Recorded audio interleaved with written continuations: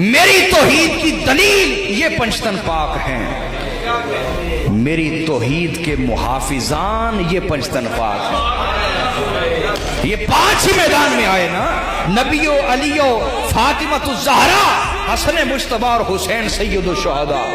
خدا بتانا یہ چاہتا تھا کہ توحید کی کوئی دلیل مانگنا چاہے تو نبی کی ذات کو پیش کر دو، توحید کی کوئی دلیل مانگنا چاہے علی کی ذات کو پیش کر دو،